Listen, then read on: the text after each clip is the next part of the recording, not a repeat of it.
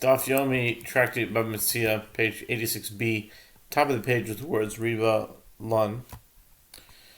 It's talking about a story on the bottom of 86a. There was an incident involving Rabbi Yochanan ben Metzia, who said to his son, "Go out and hire labor for us." His son hired the labor and stipulated that he would provide sustenance for them. The Gemara asks, after the Mishnah has stated that all practices are in accordance with the regional custom, how can it cite this incident, which seems to contradict the previous ruling? Rabbi Yochanan ben Metzia and his son did they not know the regional custom?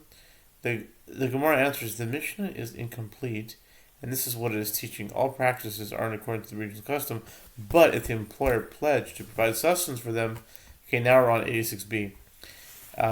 He has increased his obligation to them.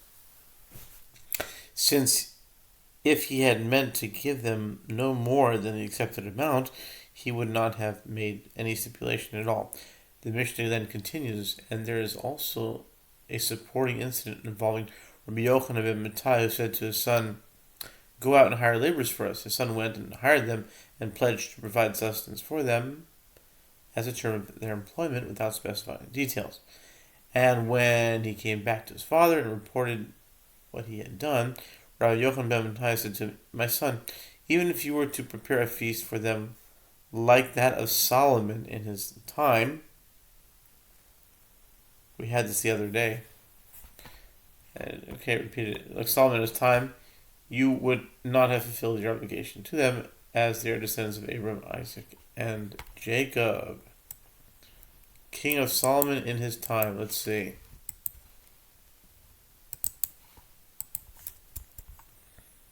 King of Solomon in his time. It's going to be in 86, and it was in fact on 83. Yeah.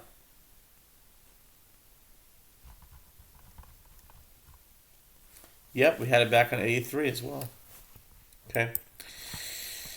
You would not have fulfilled your obligation to them, as they are the descendants of Abraham, Isaac, and Jacob. The Gemara asks, is this to say that the feast of Abraham, our forefather, was superior to that of King Solomon? I don't know why they would conclude that. Anyway, but isn't it written, and Solomon's provision for one day was 30 measures of fine flour, 60 measures of meal, 10 fat oxen, and 20 oxen out of the pastures, and 100 sheep, beside harts and gazelles and roebucks and fatted fowl. 1 Kings 5, 2, and 3. And Gurion ben Astion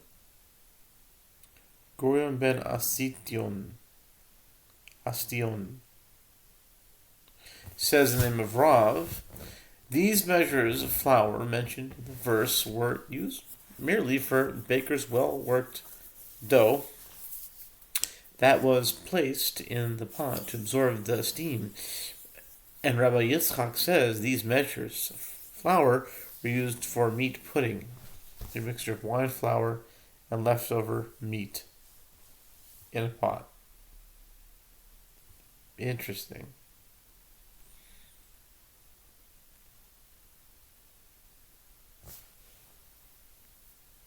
Okay.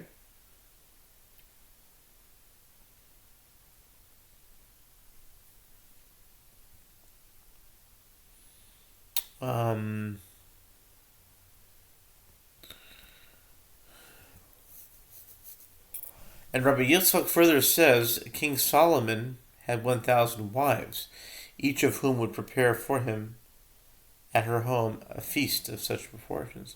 What is the reason that they did this? This wife reasoned, perhaps he will feast with me today, and that wife reasoned, perhaps he will feast with me today.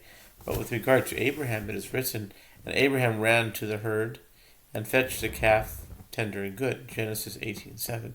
Rabbi Yehuda says that Rav says, in explanation of the verse, a calf indicates one. The word tender means an additional one. Two, and good indicate yet another one. This makes a total of 3 calves, a considerably smaller feast than that of Solomon. The Gemara answers, there, with regard to Abraham, he prepared 3 oxen for 3 people. Whereas here, the case of Solomon, his wives would prepare a feast for the entire realms of Israel and Judah. As it is stated, Judah and Israel were many, as the sand which is by the sea, in multitude, eating and drinking and making merry. 1 Kings 4:20. Abraham's feast was proportionately greater than that of Solomon. With regard to the verse cited in relation to King Solomon, the Gemara asks, what is the meaning of the term fatted fowl, avusim? Rav says it means that they are fed by force. Shmuel says it means that they were fattened and maintained on their own accord. In other words, they were naturally fat. Rav Yochanan says Solomon's feasts were of fine quality because they would bring from his herd an ox that had never been forced to work, and they would also bring a hen from its coop that had never been forced to lay eggs, and use those for the cuisine. Amar Rabbi Yochanan, Muvchar shebehemos, shor muvchar shebeopos. The Gemara cites a related statement of Rabbi Yochanan. Rabbi Yochanan says the choicest of cattle is the ox, the choicest of fowl is the hen. With regard to the type of hen which this is referring to, a Meimar says if it is a fattened black hen that is found among the wine vats, which consumes many grape seeds, so many grape seeds that it cannot take a step the length of a reed due to its corpulence.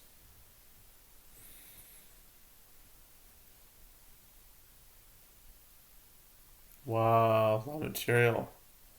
Due to its corpulence. I'll take a break, maybe.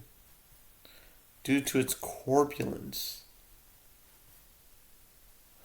The Gemara returns to discuss the verse in Genesis, and Abraham ran to the herd and fetched a calf under tender and good. Genesis 18:7. Rabbi Yehuda says that Rav says a calf is 1, tender indicates an additional 1, 2, and good indicate another 1, for a total of 3 calves. The Gemara asks, but why not say that the verse is referring to only 1 calf, as people say when describing a single item that is tender and good? The Gemara answers, if so, let the verse write tender, good. Was the significance of the term and good, which indicates an addition? Conclude from this that the verse is stated for the purpose of an exposition and is referring to more than 1 calf.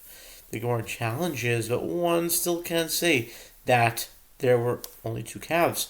The Gemara answers from the fact that the word good is written for an exposition to include the additional calf. It may be inferred that the term tender is also written for an exposition and indicates yet another calf. We'll stop here with part 1.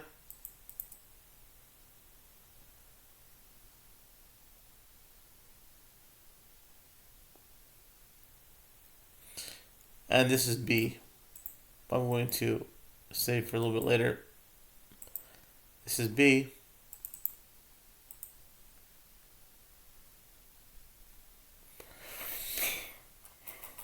Okay.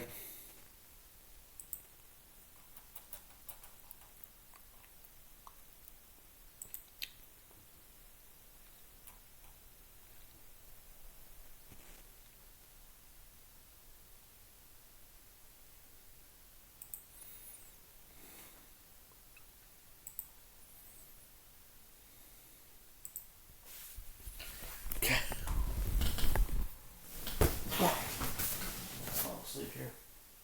Oh man. Is it still going?